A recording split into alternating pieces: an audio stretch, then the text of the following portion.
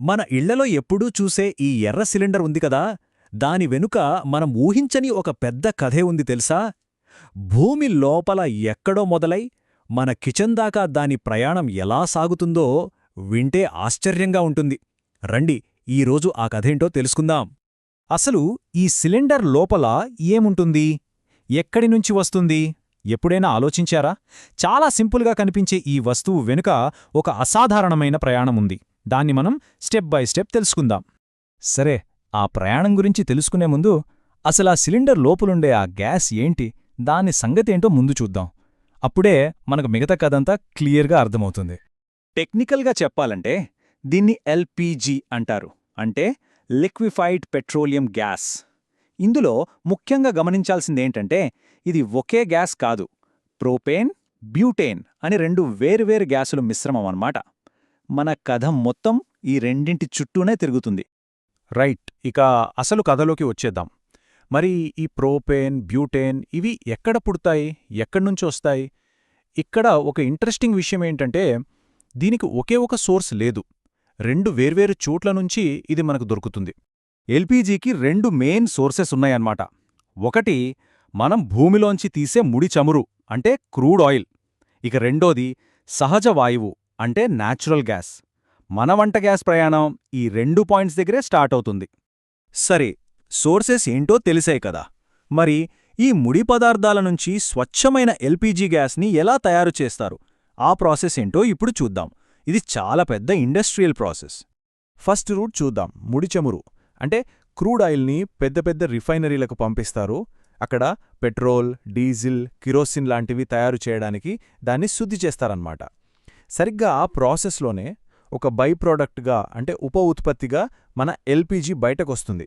అంటే దీనికోసం స్పెషల్గా ప్రాసెస్ చేయక్కర్లేదు, వేరే ఇంధనాలు తయారు చేస్తుంటే ఇదొచ్చేస్తుంది. ఇక రెండో దారి, ఇది ఇంకాస్త స్ట్రెయిట్ ఫార్వర్డ్. భూమిలోంచి సహజ వాయువును తీసి గ్యాస్ ప్రాసెసింగ్ ప్లాంట్కి పంపుతారు. అక్కడేం చేస్తారంటే ఆ గ్యాస్ మిశ్రమంలోంచి ప్రోపేన్, బ్యూటేన్లను సపరేట్ చేస్తారు. అలా వేరు చేసిన గ్యాసే మనకు కావాల్సిన స్వచ్ఛమైన ఎల్పీజీ. ఓకే, ఇప్పటివరకు గ్యాస్ ఎలా వస్తుందో చూశాం. ఇప్పుడు చాలా ముఖ్యమైన స్టేజ్. మనకు దొరికింది గ్యాస్ రూపంలో కదా, మరి దాన్ని సిలిండర్లో ఎలా నింపుతారు? సింపుల్, దాన్ని లిక్విడ్గా, అంటే ద్రవంగా మార్చాలి. అప్పుడే ట్రాన్స్పోర్ట్ చేయడం ఈజీ అవుతుంది. ఆ ప్రాసెస్ ఏంటో చూసేద్దాం. ఇందులో 2 మెయిన్ స్టెప్స్ ఉంటాయి.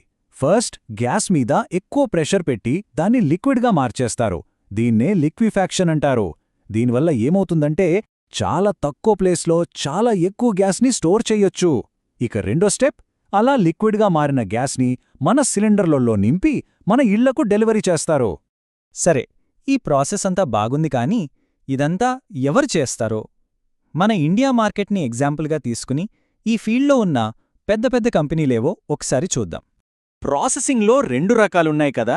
ముడి చమురు నుంచి ప్రాసెస్ చేసేవి Indian oil, Bharat petroleum, Hindustan petroleum లాంటి ప్రభుత్వ రంగ సంస్థలు. అదే సహజవాయువు నుంచైతే ఓఎన్జీసీ, రిలయన్స్ ఇండస్ట్రీస్ లాంటి కంపెనీలు చేస్తాయి. ఇక ప్రాసెస్ అయ్యాక దాన్ని మన ఇండ్లకు చేరవేసేది మనందరికీ బాగా తెలిసిన కంపెనీలే. అవే Indane, Bharat gas, HP gas. Okay, ఇప్పటిదాకా మనం ఈ గ్యాస్ సుదీర్ఘ ప్రయాణాన్ని చూసాం కదా. ఒక్కసారి క్విక్గా రీట్యాప్ చేద్దాం. భూమి లోపల నుంచి మన కిచెన్ దాకా ఈ జర్నీని షార్ట్గా స్టెప్ బై స్టెప్ మళ్ళీ చూద్దాం. ఈ మొత్తం జర్నీని 4 సింపుల్ స్టెప్స్గా చెప్పుకోవచ్చు. ఫస్ట్, ఎక్స్ట్రాక్షన్, అంటే భూమిలోంచి తీయడం. సెకండ్, సెపరేషన్, అంటే రిఫైనరీలో దాన్ని వేరు చేయడం.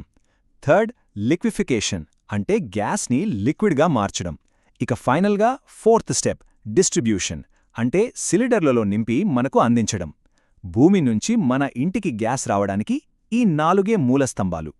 చూశారుగా, మనం రోజూ చూసే ఒక మామూలు సిలిండర్ వెనుక భూగర్భ శాస్త్రం, కెమిస్ట్రీ, పెద్ద పెద్ద పరిశ్రమలు, ఎంత పెద్ద కథ నడుస్తోందో. నిజంగా ఆలోచిస్తే చాలా ఆశ్చర్యంగా ఉంది కదూ. మనింట్లో మనం ప్రతిరోజు వాడే వస్తువుల్లో ఇలాంటి దాగి ఉన్న కథలు ఇంకెన్నున్నాయో కదా.